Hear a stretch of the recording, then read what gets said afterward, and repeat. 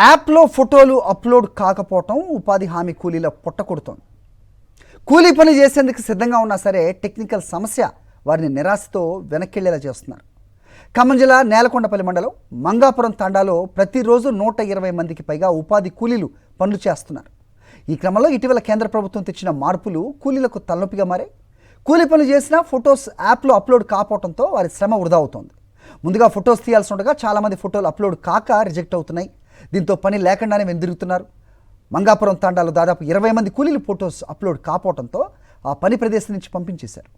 అంతేకాదు గత 12 ఏళ్లకు పైగా ఫీల్డ్ అసిస్టెంట్ లేకపోవడంతో పంచాయతీ గుమస్తాయే ఈ పరీక్ష చేస్తున్నారు. ఇప్పటికైనా అధికారులు స్పందించి తమ సమస్యలను పరిష్కరించడంతో పాటుగా తక్షణమే ఫీల్డ్ అసిస్టెంట్ను ఏర్పాటు చేయాలని ఉపాధి హామీ కూలీలు కోరుతున్నారు.